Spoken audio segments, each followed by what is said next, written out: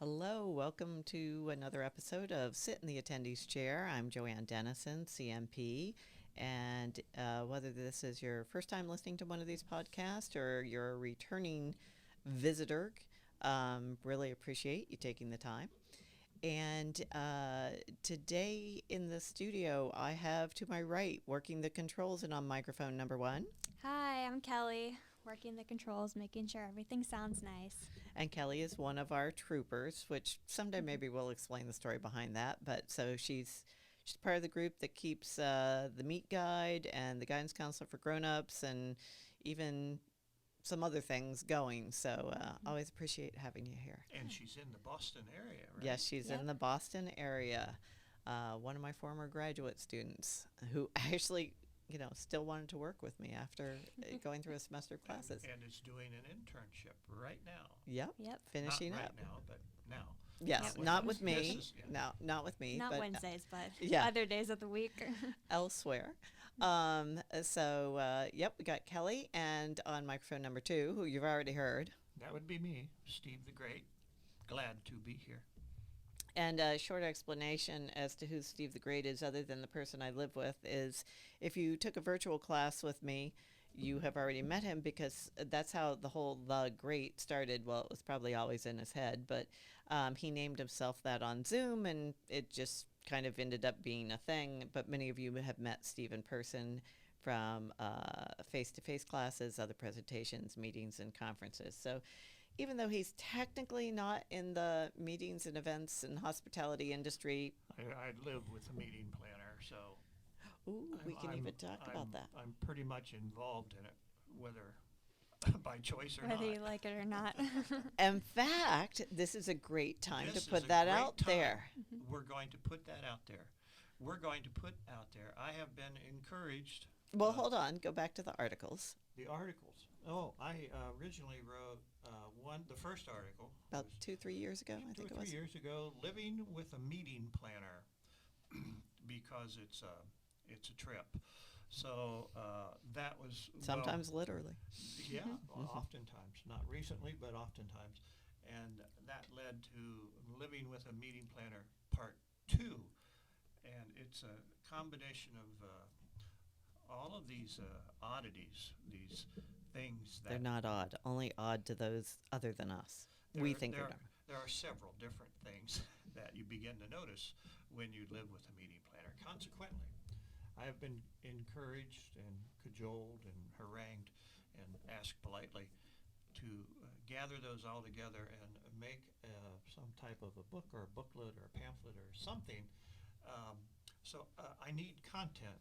I need stories. If you're a meeting planner and your family, they might learn a lot from you. You might be surprised at what they don't know, or anything. What they think is odd. Anything that they think is odd. A basement full of flower vases, like 100. List of 200. list. List of list. Colored binders, cadavers, whatever. There aren't cadavers in the basement. Don't get alarmed. Don't No. get alarmed. No, Alarmed. not yet. No. no You never cadavers. know. So anyway, if you have interesting things that other people who associate with you might learn from watching or just living with you, please let me know. I want to put these all together. I think they're fascinating. I've seen meeting planners separate silverware at events on the clearing trays. Then it wasn't even their event.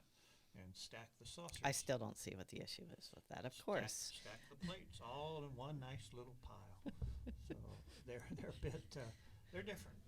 So anyway, if you have stories like that or comments or quips, please send them to me or send them to Joanne. Joanne at joannedennison.com, and I'll get them for sure. So I would appreciate it. Yeah, so the idea was, and it wasn't our idea, like he said, he wrote these 2 articles. The second article was written at the beginning of the pandemic in the summer of 2020 when he insisted I was trying to recreate the whole backyard into event space because I was like, white lights, we need more white lights. There are never too many white lights, right? Right. Yeah, Right. thank you, Kelly, right? We know you can hide anything with white lights or jazz it up. Early on, I learned very quickly, ficus trees, real or artificial, and white white lights can transform anything on almost no budget. So anyway, I wanted white lights all over the backyard along with a lot of other stuff, and he just seemed to It think was a that. simple gazebo type tent thing to start out with.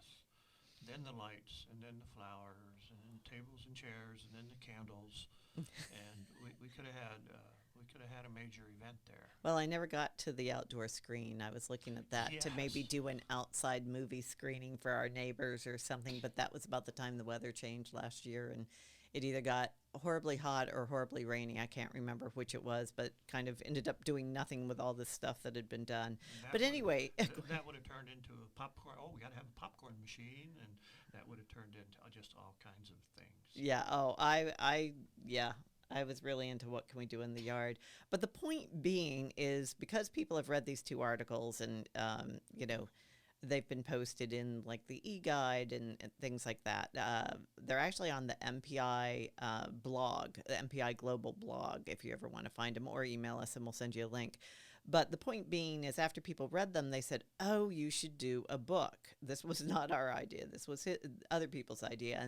And what people saw it as was a like small gift book that a meeting planner or event planner or even someone in the hospitality industry who's involved in events who also thinks this is all normal could give to a friend or a family member for a good laugh.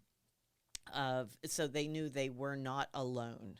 That nope, everyone who has to live, travel, whatever, hang out with a meeting planner deals with this stuff. They all know what a BEO is. I mean, by now, hopefully. Well, sometimes they may know what it is, even if they don't know what it stands for. But we're actually this is being recorded first week of August of 2021. I still keep thinking it's 2020 still. Well, it certainly has resembled it, hasn't it? But we're hoping to maybe have it out, by the end of the year. So if people want it for holiday gifts or, whatever, that it will be done. So please, if you have any things that your family go, seriously, by all means, send it to us and we can either attribute you or if you'd rather your name not be attached to it, we can do that too. But we just thought it would be a fun little gift book after people started asking for it. So anyway, that's from, and it will probably say by Steve or edited or compiled by. Produced, directed, and Book can't be created produced and by- directed. it'd be Steve the Great will be all over it. Well, apparently we're going big screen after it, so he will make the. Broadway. those will. Broadway Ooh. has contacted me. Ooh, a Broadway They're show waiting. on a meeting and event planner. I think that would be. They've never done one. I don't think Hallmark, of Hallmark does it. the That I can wedding think of. planner. I don't think so. Yeah. I'm not sure. Yeah, well, Hallmark loves them, as we've talked about on previous ones. So anyway, that's a little bit on Steve the Great and, Kelly. And I know Kelly and I were talking about before we started recording, some of the things I'm going to talk about today. And I was getting her viewpoints on things. And I'm sure Steve will jump in too. And so I'm kind of taking... It is, I believe what I'm talking about today ties in both with our attendees, but with you. And I've been reading lots of articles now for weeks, if not months, and I tried to compile some of the recent ones today I want to talk about work, and I want to talk about the workplace, because I think there are so many things going on with that right now that we need to think about for ourselves and for the people we work with or for or that report to us. But also our attendees are going through a lot of this same thing. And, it was like one subject overlapped with another. So I'm not really sure where this is going, but it'll go somewhere. Maybe in a circle, who knows?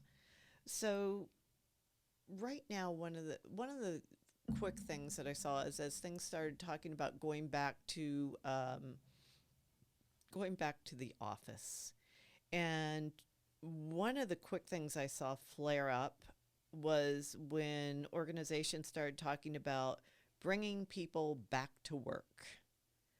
Except in most cases, what they were actually referring to is bringing people back to the office. And there were a lot of employees who were very insulted and upset and hurt that the way it was being said by these organizations, including some of the CEOs and everything, was implying that they had not been working for the past year.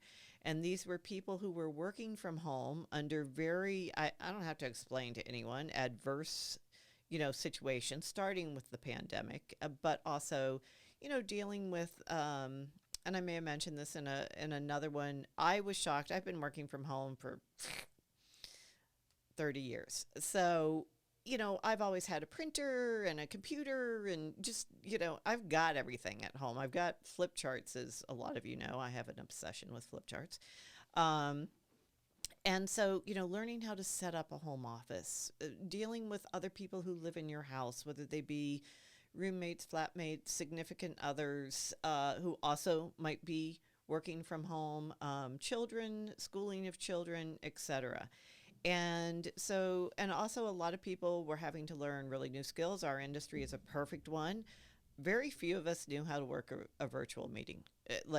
Our knowledge base was pretty close to zero on it. So learning all kinds of new skills, staffs being cut. So people thought either didn't have the budget and needed to lay people off or furlough them or whatever. So there were less people doing more work. And we're going to talk more about that soon because, of course, in the meetings industry, the thought was, how hard can it be? I realized today, or last night, actually, Steve said something because some of you know one of my favorite sayings about meetings is the rest of the world saying, well, how hard can it be to get a room and some coffee? And, of course, if you do it right, it's much harder than they think. But that same attitude has been taken with virtual meetings. How hard can it be to get on Zoom? It's just a Zoom meeting. Again, if you want to do it right, it's more than just a Zoom meeting. So I know I talked to meeting planners over this past year that positions were cut and they were being expected to do a lot more because, well, you don't have to travel now and you don't have to, whatever. And how hard can it be to get everyone on Zoom?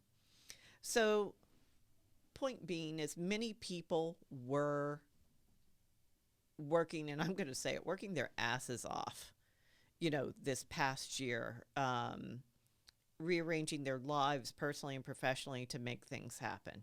So to be told, okay, now we're going to bring you back to work, I can totally see why people were insulted. I mean, Kelly, that would be like us saying, okay, now we're really going to bring you back. Kelly did her master's degree this past year. Mixture of virtual and face-to-face, but anyway, through the mess, shall we say.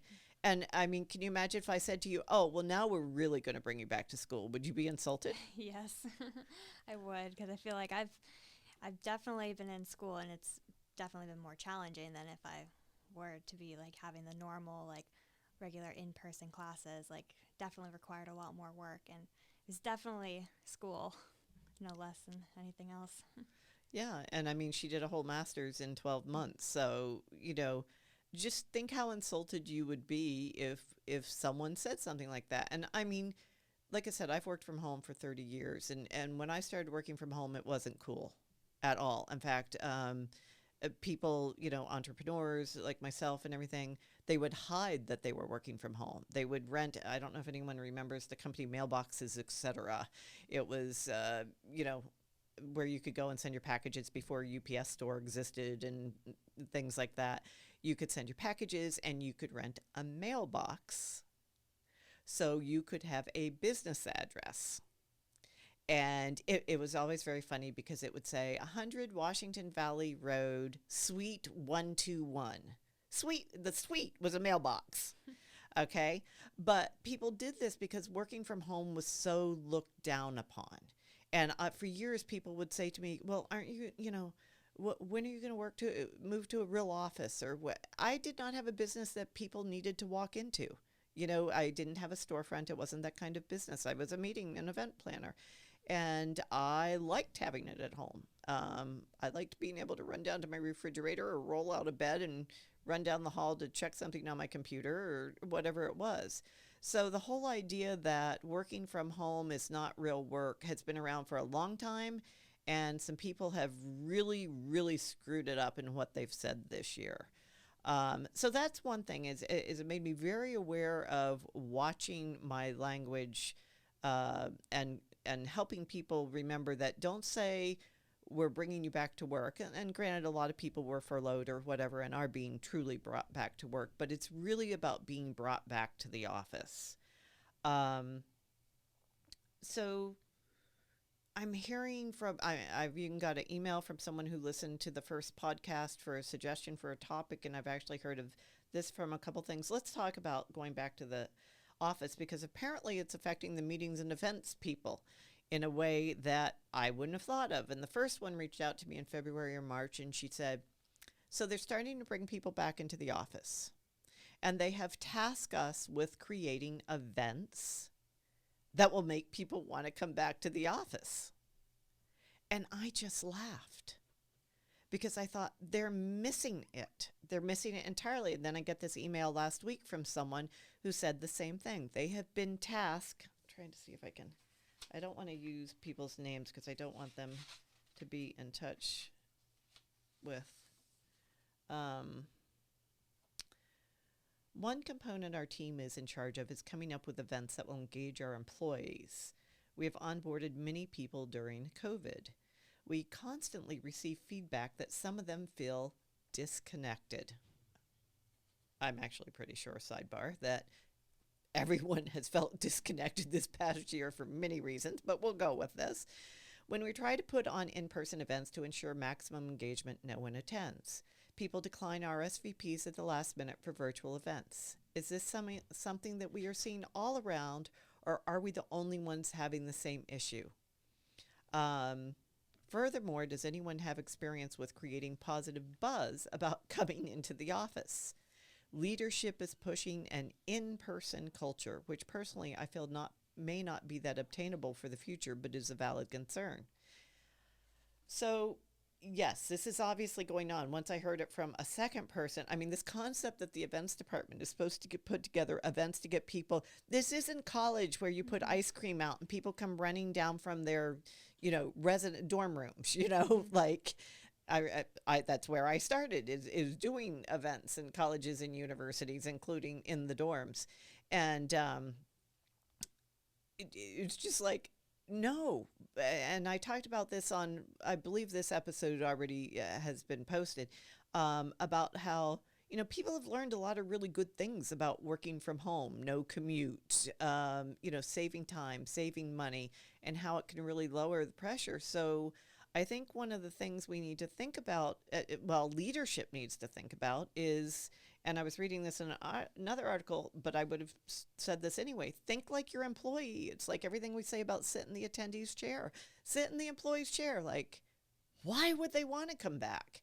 And I personally don't think it's going to be cool, fun events, or even interesting events, which they probably can do over Zoom or some other platform. Don't want to make it Zoom specific. Your thoughts, Kelly and Steve? Yeah, I totally agree. I mean, you're not always going to have like ice cream parties. I don't know, whatever kind of event you're going to have at work. You're not always going to have wine and that. cheese if we're going to Wine grow and it up. cheese. Right? I was going back to the college. Yeah, but no, ice cream is a big draw at all adult things too. I mean, yeah. Yeah, exactly. You're not always going to have that every day, so that shouldn't be the reason. Like people should want to go to work because they enjoy their job and they enjoy the atmosphere. And if you kind of have to like persuade people to want to come into work and enjoy it, it's just not the right way to go. There's deeper problems, right? And I love how you chose atmosphere. I think atmosphere, and I think I'd add to that culture, right. And the culture affects the atmosphere. Yes. And the atmosphere affects the culture. Right. And this is it. If you really want to bring people back, especially if you're trying to bring them back full time, you need to really think about what they need and want. And I remember when I got the first question back in February, March, I guess it was. And I said, personally, when I think about it, I said, I'm thinking events isn't going to be what it is. It's going to be more like concierge services, because I remember when I lived in New Jersey that, a lot of places started putting in like dry cleaning services. There was even dry cleaning services at the ferry dock if you were crossing into New York. And, thinking about what's going to make people's lives easier. So if people have discovered that, wow, they gained so much time and money by staying home and working and not commuting and, not turning into a horrible, angry driver and everything like that, you got to make it worth their time. This is, I guess I would say to leadership, this is no longer the norm. Like, everyone comes to work. That's what we do. Here's our office. We just spent all this brand new money on this big corporate headquarters. May not work. Steve, you were saying that you saw some things the other day in the paper about what some employers were doing to try to. We'll watch your pet. I don't know. I think some organizations also have on-site childcare, which might be more popular now. To me, the other aspect of that is, like here in Boston, if you wanted to go to work and work one of those big tower buildings, you probably are taking the T in with a whole bunch of other people. I know I worked on a floor once that had 400 people on the same floor in cubicles, no interior walls, 400 cubicles. I don't know that I even want to be around all those people just yet. Yeah, especially this is just a couple days after all the new information has come out about the Delta variant, and a lot of states, even states that maybe weren't in this mindset before, are going, yep, need to mask up inside, need to, I don't want to wear a mask for 8 hours at work. I mean, I don't want to wear a mask. No. But, we all have to when we go out. But if I'm home, I don't. Right, So exactly. you have to get used to that. Yeah, absolutely. It's one of the reasons, I mean, we are big mask advocates when appropriate and necessary, and everyone's decision is obviously different. But, we made a decision the other day. We were looking at doing a long train ride, and the train ride was going to be part of the experience, and we just made the decision that we really didn't want to wear a mask that long. Not that we're against masks. We totally support it being on the trains. But if we were going to make this investment of time and money, we wanted to be able to experience it completely. Planes, I could totally see a different, because the plane ride isn't necessarily part of the experience. In fact, frequently it's part of what people would like to avoid. But I really don't know that this falls to the events department. I really don't. And I see why they're trying to do it. But again, this isn't your college dorm. This isn't the college union, where, oh, let's get all the, freshmen in and everything. You've got to figure out what your employee needs to get them back in. And you need to think like them. I don't know. I just really think a lot of companies, but I have been reading about companies that are doing a great job about this too. But I would be really curious, and I will certainly talk about it on a future podcast, if any of you have done events, or I would also like to hear if you're being charged with the same task as, well, it's your job to get people to want to come back on. No, either they do or they don't, and that's really not the events team's, job to come in on that. But I think it's really big that, again, people start thinking like their employee to know why they're going to want to come back. I believe, I don't believe anyone is all okay. It's been a year and a half. Let's put it this way. If someone truly is like not affected by everything that's happened in the past year, I'm guessing they have just blocked everything out and are truly living in a different kind of world. I think everyone, no matter how well you have done through it and everything, has still been affected by being away from people, watching day after day of death tolls and illnesses and new developments on top of just natural disasters. It's been a really, really tough year and a half. And I think one of the messages I'm beginning to hear and I'm really thinking about is, it goes back to what a lot of therapists and everything have begun to say in the past couple of years. It's okay to not be okay. And I think it's better to, and then instead of thinking there's something wrong with you and how come everyone else, and I saw a commercial. Steve made a good point the other day. We're watching a lot of the Olympics. Steve's a great. Yeah, okay.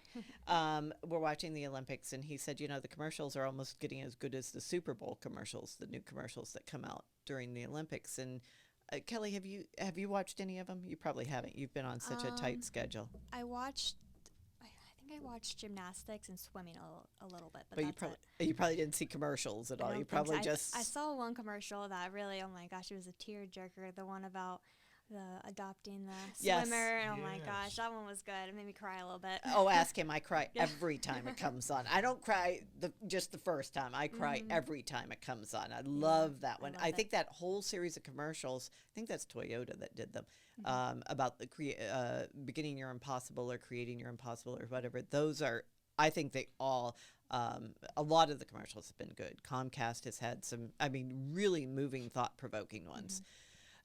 This particular commercial that caught my eye is Uber.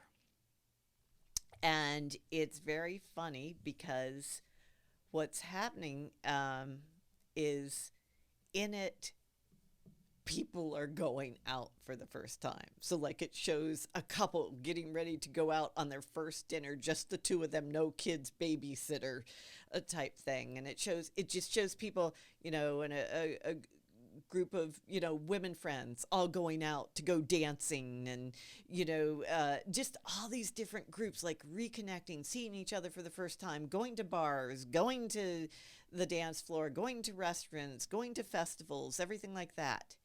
And then it shows this one guy sitting at the bar, and it goes something like, wait, does this not feel quite right, not feel normal, or something like that? And he's just sitting there. And it's like, they make the point that it really doesn't for anyone. And I don't know if you all have experienced that. I mean, even in the past, 3-4 months, there are times I will get places and go, wait, where am I? Why am I here? Is it okay that I'm here? Do I have my mask? You're continually looking for your mask. And then just as we kind of have begun to move away from mask, we're going to temporarily move back to mask. But that's their point. Like, it doesn't to anyone. It's okay. And he turns, and there's a guy next to him at the bar, obviously kind of feeling the same way. Like, they're at the bar, but they're alone. And anyway, it talks about, it shows the striking up a friendship and everything like that. But I think that's really important that we all realize that nobody is completely okay. Everyone has been affected, and they may not even know how they've been affected. Because along with all the layers of pandemic and illness and natural disasters, people continued to go through the things that might have happened anyway during the year. I find that, for me, what I've struggled with is the vast amounts of grief. And someone said to me years ago, she had lost her husband a couple of years before 9/11, and I saw her right after 9/11, and I lived in New Jersey at the time. And I said to her, how are you doing? And she said, I feel like I just lost him 1,000 times over. And she said, it's like grieving him. And I really hadn't gone through a large number of significant griefs at that time. And as I've gotten older and gone through them, I really realize how a grief brings back all the other grieving processes of your life. I hope you haven't gone through it, but just be pre-warned for a lot of people. I think that's a truth. Grief just seems to magnetize. And, watching people go through this grieving process of just everything, loss of job, loss of houses, loss of friends and other loved ones, grief is permeating our world, along with, unfortunately, anger, and a lot of other things. So, depression, certainly, or whatever you want to call it. You can call it just being down. You can, all those things are a big deal right now. So I had mentioned on a previous podcast my concern about mental health with our meetings. And will we be opening ourselves to volatile and dangerous situations in our meetings, and how we need to be aware of that with people like former disgruntled employees and and everything. But I think we just need to be aware that nobody is completely okay. Nobody came out of this, and we're still not there yet. Hopefully, hopefully soon. I know we keep saying that, but we gotta hope it's like one of the key things we have. Um, but we just have to know that everyone is not okay. And that's going to lead me to something else about work, and that is again this idea of mental health. And currently this is a large topic for over the past few weeks through sports. First, when Naomi Osaka, is that her name, who pulled from the French Open? Is that her name? The tennis player. Yes, the tennis player. I think that's her name, Osaka. It's Naomi. I think know so, that. yeah. And people went, nuts, like, who is she, and everything like that to do this. And of course, now that the Olympics have unfolded, we're not quite done them yet, but the situation with Simone, Biles. woo, like, I don't know how to pronounce her name, Simone Biles, and people questioning it and jumping in and judging. But now more and more athletes, Michael Phelps has been very open all along about his work on his mental health and depression. But we need to think about that going forward. And as I read these articles about people coming back to work and what they're looking for, I think it's going to be a time where organizations and supervisors, bosses, I won't say leaders because leaders shouldn't be acting like this, but need to reevaluate how they interact and manage people.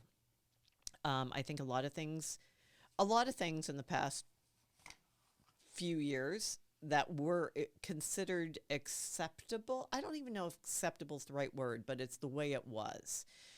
For years and years and years, whether it be the Me Too movement about women, the DEI conversations that are coming up, that no, this stuff isn't acceptable. Even if we've done it for years, it never was acceptable. It was just accepted. It was the way it was, which is somehow, it's very different than being acceptable. And have these conversations. But I think, and I've heard a couple of really crummy stories recently about how people were treated at work, and it made me think about best cases. And I am not someone who believes that a supervisor has the right to scream at an employee unless, like, they put them in life or death situation or something like that. But and now, having said that, and having at least a lot of my life, younger life especially, having had a horrible temper, I definitely had anger control problems, anger management problems, is if it does happen, you go back and truly make good. You take responsibility for your actions. But I think the idea of doing things behind employees' backs, forcing them into situations, trying to make it look like they don't have a choice in things, that is coming to an end. And it's going to continue to blow up. Yes, you're a paid employee. That does not mean that someone has the right to treat you badly on a continual basis, from how they speak to you to how they assign work to all kinds of different things. So on a better note, what we were talking about before we got on was talking about our favorite, like, who were our favorite supervisors that we worked for in our life, and why were they, and the cultures we worked at. And Kelly, why don't you start? You had a great one, and it doesn't matter. It could be the first hourly job you had, but you were sharing with. Yeah, so I used to work at a hair salon, a spa/hair salon, just as the receptionist, and I just really enjoyed that job because the management, like, they just treated everyone like family. It was like I always felt comfortable coming to them if I had questions or maybe I messed up something. And so I liked going to work because I felt like I was part of a family and I felt comfortable there. So then, did you later, at some point, go to a job where it wasn't like that? And was that one of your first jobs? It was, yes. I haven't had too many jobs. I did work in a bakery at Publix. I don't know if there. I don't think there's Publix up here, but I mean, I enjoyed that one too. It wasn't exactly the same. It was more of, I don't know. There are It's a lot more corporate. people. Yeah, exactly. Yeah, corporate's very different than a small business. But I know sometimes I watch people and they had a great experience in like their first couple of jobs, and then they walk into one that's like completely different, and they're like blindsided. Like, really, people treat people like this, and they talk to people like that. But so yeah, smaller businesses can both be a nightmare to work for and a good thing to work for. But it sounds like you were treated well. And one of the things I loved is that you said questions or if I screwed up, and I think that's so important to create an environment that people feel. What would you rather have? Someone bury a mistake and then you find out when something blows up? Right. Or would you like to know it right away so one, you can teach the person and help fix it right away? Steve, what about you? Where's the favorite place? Oh, I had, he's gone now, Mr. Talbot. He was my manager. You always knew where you stood with Mr. Talbot. He was just straight out. If you were ever called into his office and he closed the door, that means you had 5 minutes of stuff to go through. Once the door was open, it was all forgotten. He mentored me, tutored me, promoted me. He backed me up on lots of different things. I had my initial interview with him, and I remember he gave me the old standard, where do you want to be 5 years from now? And I said, on the other side of that desk, and he kind of laughed. Took me 9 years, but I got there. So it was fun. And then I had another one in a hardware store, and I was about 14. That was a matter of trust because I started out, if I sold something, I had to give the money to him so he could ring it up and put it in a cash register. And eventually he let me begin to take the money and make change. So it was kind of cool. Well, you talk about him all the time. That all the things you learned there and he let you do. And Yeah. Including, I think we got hooked on soap operas. And we had a little TV. you never told me that one. Oh, it was almost like we'd close the store from like 2 to 3. Just somebody came in at Angers. It's like, hey, we're watching this right now. The nice thing about a soap opera is the phone can ring, and you can 3 weeks later they're just now starting to answer it, so you don't miss much.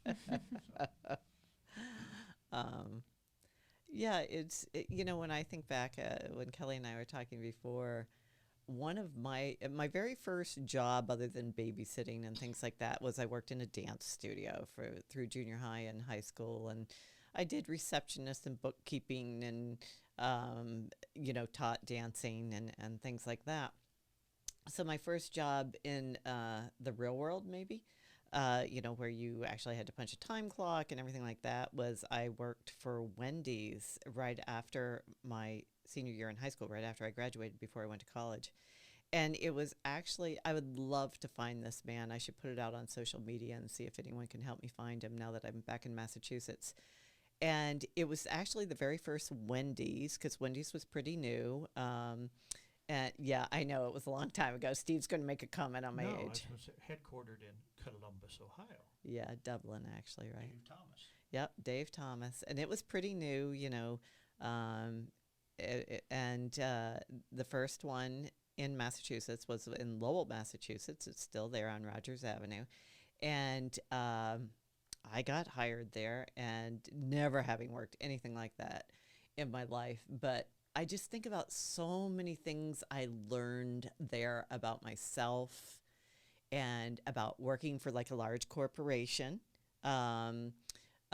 Working with very different types of people. A lot of the people I worked with were very different than me and had very different lives and would continue to have very different lives from me. But there was this wonderful gentleman who was the top manager, and I realized years later he was probably one of the investors in the actual franchise company once I began to understand more about franchises and things like that, named Tony. And he was awesome, and I think he did a really good job picking the assistant managers that came to work with him, who were then became general managers as the chain expanded in Massachusetts and everything. I don't remember really ever having any of them be bad managers.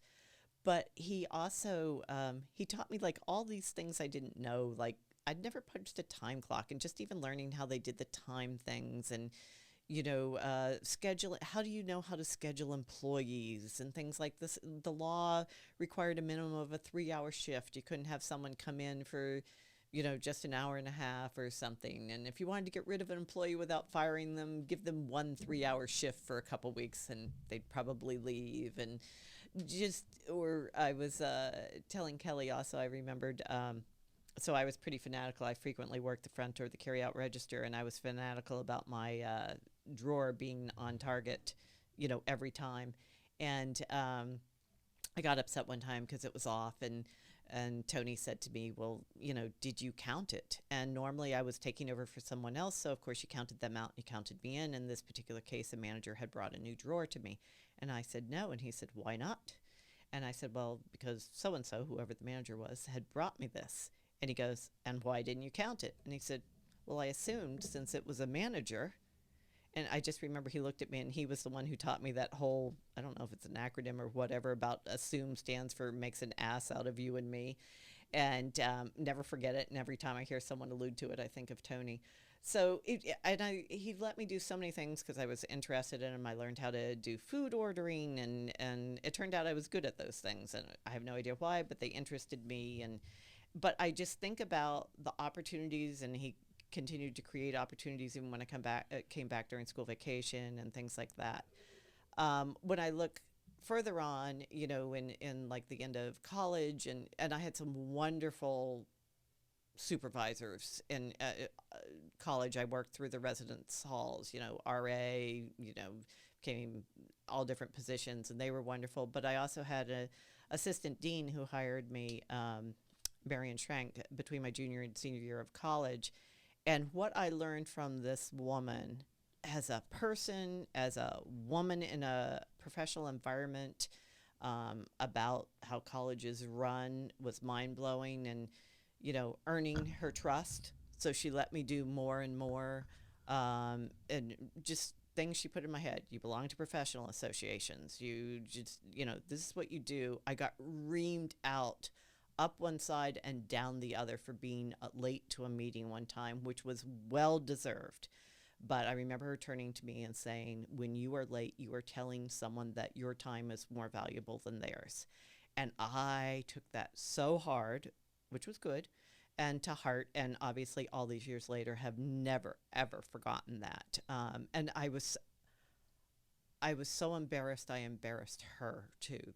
That's how strongly I felt about this woman. And we stayed in touch for many, many years. And then when I started working in colleges, my first, full-time college position, I worked for a wonderful man who I'm still, luckily, we are in each other's lives, Alonzo Cartledge. And the things he taught me about having faith in people and grooming people and letting them take a risk and making mistakes and everything. I'm so grateful. And I was just telling someone yesterday, he told me at the 3-year mark, okay, it's time for you to go apply and get a new job. And I said, are you mad at me? Did I screw up? And he said, no, I don't want you to get stuck here. I want to see you grow in your career. And I think that's really important, that we groom people and allow them to move on with their career, because then you'll never have to worry about a job search being behind your back too. So go ahead, Steve. I have a question for Miss Kelly. Mm-hmm. Okay. In your internship currently, which ends pretty soon, right? At the end of August. End of August.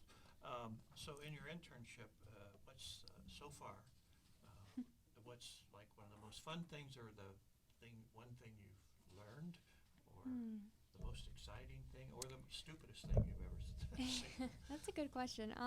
So I've been doing a bunch of different things. I've definitely learned a lot about like how to reach out to vendors, and just I had to run a lot of errands too, but that's not something I really learned from this job or this internship. But just how, like on day of events, how Nuts it is. Nuts, yes. How it can be calm at one moment and then it can be very hectic the next. That's what makes it fun, right? It keeps it interesting, that's for sure. That's what meeting planners love. Yeah, the adrenaline rush. Mm-hmm. It is. It is. Yeah. And I was thrilled when you said before that, your internship has let you do more than Mhm. run errands. And, if you ever have an intern, have some faith in them, let them grow. It's not that they can't run errands. We all run errands, Mhm. but let them do more than that too, because one, you know, you'll benefit from it, among other things. Everyone who's worked in my company has been someone in transition, and frequently high school, college, just out of college, grad school, and I've tried to make it. I try to give them opportunities to do things they haven't done and trust them.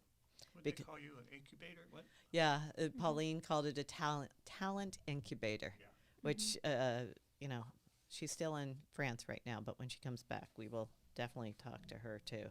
So you're actually going to be seeing, many of you will see some of Kelly's project management coming out end of August, beginning of September in your snail mail.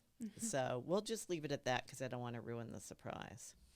Um, Talking about company culture again, Steve saw this great article about Steve the Great. about this hotel manager out in Bellingham, Washington, who he manages 2 hotels out there. And, we all know that hotels are really struggling to find employees right now, or employees that will stay and everything like that. And he had 3 positions open, and he had 115 applicants in 48 hours. And what he talks about is he credits the hotel's strong staffing to its culture. This article, I think, was from Business Insider, if I remember right, which he says he's worked on for nearly 4 years. We believe a happy team equals happy guests. You cannot have one without the other. There is no, I want this emphasized, especially in light of some things I've heard the past couple weeks. There is no fear-driven leadership in our organization. We strive to create a workplace that our team enjoys coming to each day and feels supported. Um, and he has various perks that he does and things like that.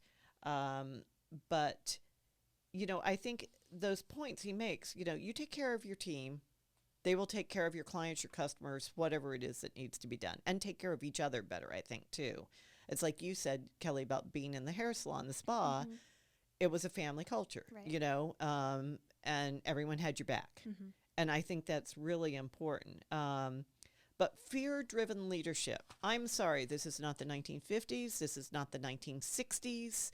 Those days of that, Mad Men and, all these things where, because I said so, I'm the boss. No, that needs to go.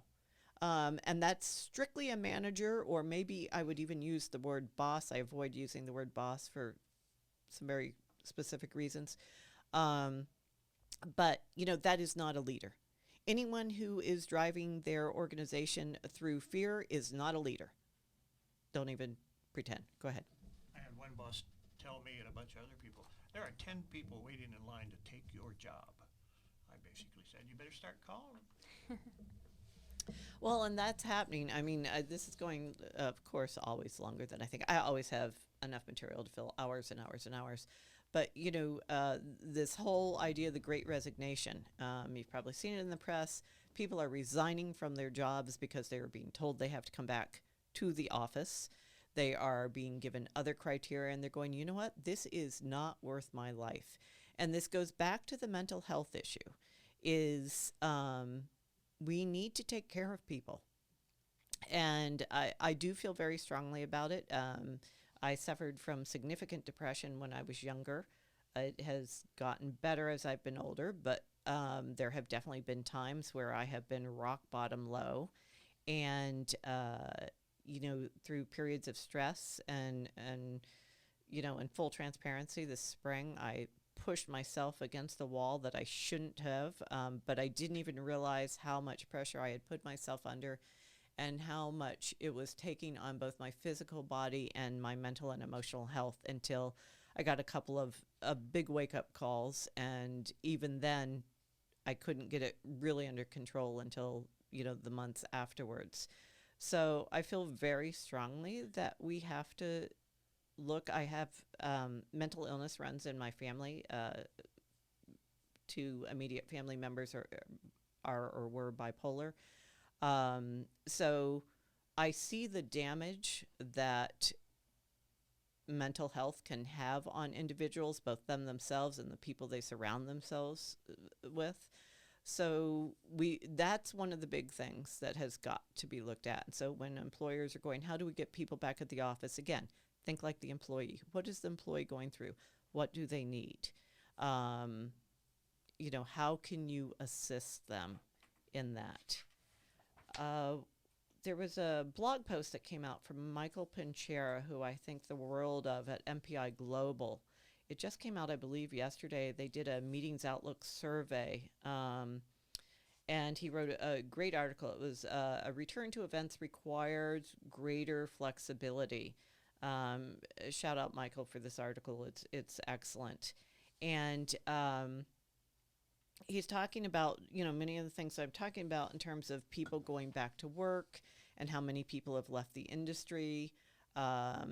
And also even looking at face-to-face meetings and events. Does it mean it's going to be easy even if people are ready to go? Because I have this underlined, the human factor will be a significant challenge.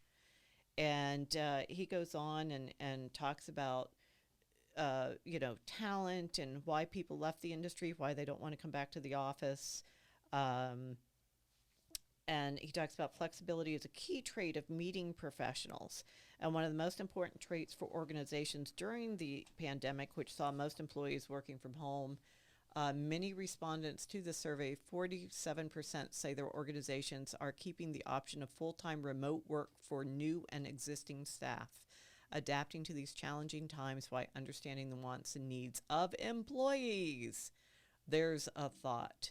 But they go down to talk about also, about people having trouble finding staff and, why they're staying out. But here's another thing in terms of taking care of your employees is it talks about, and I actually talked to someone else in the industry who is in a sales position who also was called back after being furloughed about a year, probably. And but that person shared a geographical district, area with another person, and they only brought back this person. And they're also short staff on other parts, and so this person is now spreading themselves even thinner, and also took a salary cut. But this article quotes and says, for example, this is not the same person, it's someone different. I know a sales director at a hotel who had a support staff of 4 prior to the pandemic, and the ownership or management team won't give him one of those employees back, and they expect him to continue doing it all. He quit for his own mental and physical well-being. So thank you, Michael, for writing such a great article and all the research you did on that. Again, you can find that on the MPI global site, Michael Pinchera, Pinchera, their blog, Meetings Outlook, a return to events requires greater flexibility. It goes longer than that. But this is huge. People are now reaching the point where they're going, this is not, if I have to walk away and figure out how to make my money a different way to keep my sanity and keep my family and keep my, mental and physical health are not something to play with. We only get one body, and that includes the mental and emotional part, and we all need to take care of it bigger. And everyone took a beating this past year. Please don't think that anyone is an exception to that. One other thing about going back to the workplace real quickly, is, this past 7 to 10 days has been the rise of workplaces saying they are going to mandate vaccines. Colleges started saying in the spring, I think it's up to over 600 colleges in the United States are mandating that all students be vaccinated. Obviously, there are exceptions for health reasons or religious reasons, but they are requiring, and many of them are requiring their faculty and staff also to have it. And Steve, I guess, had you seen the one on the lawsuit against Indiana University? Yes, Indiana and Indiana prevailed. Indiana University prevailed. Yep. The judge said, "Yeah, you have the right to do that." And honestly, they're required to have certain vaccinations anyway before they go to school. Like It's true. hepatitis was one, I think. Meningitis, I think. Meningitis, and, Well, no, both, I think. Yeah. And so I don't know. I guess I personally don't Plus know. mumps, measles, all of I that. think he Tetanus, I basically think. said, if you Tetanus, yeah. don't want to get vaccinated, don't go there. Yeah, he literally said it was a federal judge, and he said go somewhere else. So, what's been interesting is a lot of the companies, and I think, honestly, many of them are realizing that everyone's going to be hit economically if we don't get things up and running. So they are choosing both to protect their company, their employees, and part of the economic world by mandating this. And some of them are giving an option if you're not returning, but if you are, coming back to the office, they're mandating it, even if you're going to be there 1 day a week. But I saw that one of the big ones, I forget what, has delayed. A lot of them had planned on September for coming back into the office, and now they're delaying it to October, both because of the spike. I saw Tyson, for example, is mandating it, and they're also giving a $200 bonus to any frontline workers who get it. Just a couple days ago, Walt Disney has required it of most of their employees. They're still negotiating with the union, and of course they've gone back to mask inside. Walmart, a lot of the big companies are taking this. And for our industry, I think we need to think. I actually saw a great piece. I meant to pull it before I came on.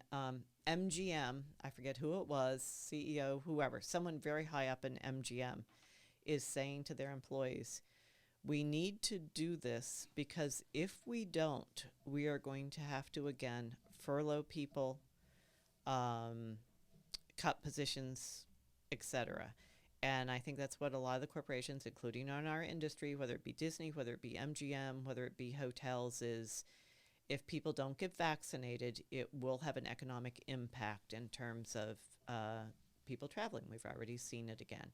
So, Well, speaking of traveling, you had your CEO of, who was it, the airline company? oh yeah, Boeing. Yeah, that's a whole nother topic. But yeah, the CEO of Boeing the other day says he will, who obviously has planes at his disposal, no problem, has said he will be traveling less for work because he's realized, he says, I will always go out and see customers. He said, but I've just realized a lot of the team meetings that I've been flying to, we can do over Zoom. So, all these things are playing a part in our industry. So if we want to really reopen the industry, and we can talk more about that in another podcast, but let's figure out how to take care of people at work. And again, I'm not against having events that will be nice welcome back things, but somehow we've got to get the message through that that's not what people need and want. They need help. They need support. They need flexibility. And women especially have been yelling for that for years, flexibility in the workplace so they can, pick up kids, et cetera, et cetera, et cetera. So anything you two want to add on workplace and good leaders and managers and culture and environment? And I like my boss. you? Me. You? Yeah. We have great meetings together. Yeah. I like He's my always boss in too. agreement. As she said, sitting here next to me. But that's something I try to walk my talk on this. I really do. I always say to people, if something gets screwed up, we'll figure it out, but come tell me. I've screwed up my share of stuff, and again, I'm my own boss, so I can be pretty brutal on myself when I screw something up, but I try not to be as brutal on the people who are working with me. But no one should ever be so scared that they can't go to their supervisor, and tell them it will only exponentially multiply into a worse situation if someone feels they truly can't approach you and have a conversation. My sidebar before we sign off. Steve's world is tax, if you didn't know that. And actually, you're going to know that more on a future Yay, podcast. tax. Yay, tax. And what happens when people get the envelopes from the IRS at work? What do? Oh, who wants to bring an envelope to your boss that says basically from the IRS that they screwed up? So that can run into lots of dollars, in one case over $3 million worth. But it's Because they found a drawer full of envelopes, most of which had not been opened Yeah, because someone with- was too scared to share. with a rubber band around them, because that person then left, and they just kept. Nobody wanted to tell the boss, and then they got a new boss, and they brought these in, and he called me right away. Yeah. So And you'll hear more about tax on the thing. But if you are a supervisor, if you have people who report to you, even if they're, vendors or, not full-time employees or whatever, make sure you're someone they can come and talk to and tell the truth. And I hope that you are in a situation with whoever that you report to, that I'm not saying you're not going to be embarrassed. I mean, I was never proud of any of my mistakes, that's for sure. But there's a difference between being embarrassed and being terrified to tell someone. So just keep that in mind as you look at your current job situation, and, as you have people reporting to you. So those are just some thoughts about work. Going back to work, going back to the office. How do we take care of ourselves? If we're being tasked with taking care of people coming back and making them want to be there, how can we be part of the conversation to create a better work environment for everyone? Because I totally agree with the manager about, if you take care of your employees, they will take care of your customers and clients. That's our thoughts for the day. So we are going to sign off. I'm signing off. Steve the Great signed off. Kelly's signing off. We're just like winging it here as usual. And again, thank you on behalf of all of us, and really appreciate you listening, and look forward to being with you on a future episode. Thanks. Bye.